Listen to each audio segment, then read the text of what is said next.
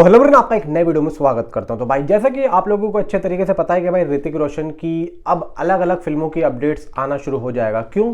क्योंकि यहाँ पे क्रिश 4 को लेकर जो अपडेट जो चीज़ें बनी हुई थी अब वो खत्म हो चुकी हैं। अब देखो यहाँ पे ऋतिक रोशन, यहाँ पे सिर्फ और ऋतिक रोशन ही नहीं है, यहाँ पे भाई लोगों की धड़कन है।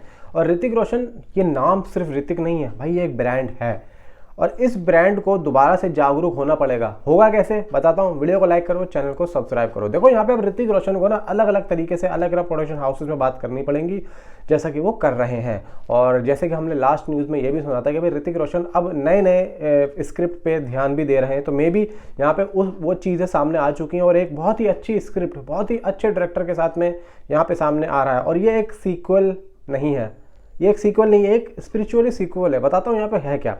देखो यहाँ पे ऋतिक रोशन को लेके जो अभी एक नेगेटिव जो चीज़ें हो रही है ना, ये सही नहीं हो रही हैं। देखो यहाँ पे ये सुनने में आ रहा है कि उनका जो रिश्ता है सबा आज़ाद के साथ में, जब तक वो अपने उस रिश्ते से दूर नहीं होंगे, पब्लिक कह रही है कि हम वो उनकी फिल्में नहीं देखेंगे। तो अब यार ये कौन सी नई बहस आ गई? अब ये क्या है भाई, किसी की पर्सनल ज़िंदगी पे आप इतना ध्यान क्यों दे रहे हो? मैं तो चाहता हूँ कि भाई यहाँ पे उन चीज़ों को ना ध्यान में रखते हुए बंदे की आप सिर्फ फिल्मों को सीधा क्रिटिसाइज़ करो ना, उसकी ज़िंदगी को क्यों क्रिटिसाइज़ करो। मतलब अब सीधा सीधा ये है कि अब अगर स्टार को चलना है तो वो लोगों की राय पे चलेगा।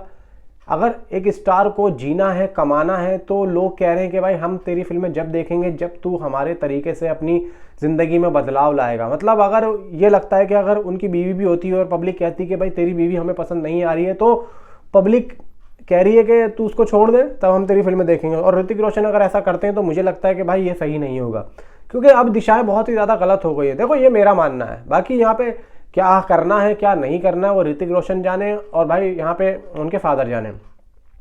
फिलहाल यहाँ पे एक फिल्म की अपडेट आई है जो कि बहुत ही अच्छी है और मैं बहुत ही ज़्यादा खुश हूँ इस चीज़ से। अब देखो मैं एक बात कहना चाहता हूँ, यहाँ पे अब ऋतिक रोशन मुझे नहीं लगता है कि होमबाले वाले प्रोजेक्ट से वो खुद देरी कर रहे हैं। मुझे लगता है कि अब होमबाले वाले प्रोजेक्ट में जो देरी हो रही है ना, वो खुद होमबाले की तरफ से हो रही है। वजह पूछो, अगर ऋतिक रोशन नई फिल्में नहीं करना चाहते तो ये जो अब मैं बता रहा हूँ ये कैसे होता।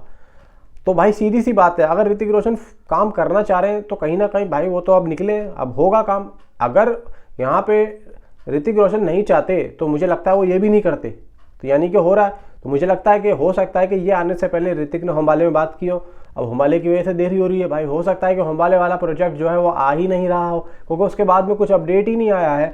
हो सकता है कि होमबाले वाले ने अंदर ही अंदर सोचा हो कि भाई इसको जो है अभी देखो, अभी ऋतिक की एक आध फिल्में और आने दो। हो सकता है कि अभी एक दो प्रोजेक्ट और ऋतिक के आए, उसके बाद में होमबाले यहाँ पे कुछ करे। क्योंकि भाई देखो हर कोई चाहता है पैसा कमाना, और यहाँ पे होमबाले भी यही सोच रहा हो कि भाई थोड़ा सा इसको उठने दो, लाइमलाइट में आने दो, उसके बाद में हम बनाएंगे, इसलिए अभी चुप बैठो। मुझे ऐसा फील हो रहा है। बाकी देखो मैं तो चाहता हूँ कि भाई मैं गलत साबित हूँ, आए बनाओ फिल्म, अच्छी बात है, हम तो चाहेंगे भाई, हम तो खुश होंगे। मैं तो भाई ऋतिक रोशन का भाई बहुत टाइम से देखो अपडेट देता हुआ आ रहा हूँ बहुत भाई। देखो हम तो भाई ऋतिक के कट्टर फैन है भाई, हम तो भाई चाहेंगे भाई फिल्म आए। अब यहाँ पे हुआ क्या है भाई, जिंदगी ना मिलेगी दोबारा 2 की स्क्रिप्ट यहाँ पे लॉक कर ली है जोया अख्तर ने। वो कहती क्या है सुनो। तो यहाँ पे ओरिजिनल तिगड़ी, ऋतिक, फरहान और अभय देओल ये तीनों वापसी आ रहे हैं स्क्रिप्ट के अकॉर्डिंग। अब यहाँ पे ये तीनों क्या सच में फिल्म में भी होंगे जोया अख्तर के अकॉर्डिंग? यहाँ पे इन तीनों से ही क्या चीज़ होती है, क्योंकि वो दौर अलग था, आज का दौर अलग है। बहुत टाइम हो गया है, 12-13 साल 15 साल भाई इस फिल्म को जो है हो गए आए हुए। नीचे कॉमेंट में ज़रूर बताना कितने साल हो गए। तो अब यहाँ पे अगर ये तीनों साथ में आते हैं तो भाई मैं तो चाहता हूँ कि आए, फिल्म उस नॉस्टैल्जिया यहाँ पे फील कराएगी। बात आती है हीरोइनों की, तो हीरोइन यहाँ पे मुझे नहीं लगता है देखो वही होंगी, क्योंकि ये जो फिल्म होगी एक तरीके से स्पिरिचुअल होगी। जैसे कि गोलमाल फर्स्ट, गोलमाल 2, फिल्म का नाम वही था लेकिन यहाँ पे चीज़ें अलग थी, कहानी अलग थी, हीरोइनें अलग थी। तो सेम यही होगा। और आज के हिसाब से, आज की डेट्स के हिसाब से, आज के दौर के हिसाब से, आज के ट्रेंड के हिसाब से हीरोइनें भी ली जाएंगी। आगे कहती हैं कि जोया अख्तर ने आखिरकार एक ड्राफ्ट तैयार कर लिया है जिससे वो खुश हैं, और वो हमेशा कहती थी कि ज़िंदगी ना मिलेगी दोबारा का सीक्वल जब भी बनेगा जब हम इसमें कुछ नया करेंगे। और वाकई में भाई इसमें कुछ नया ही है।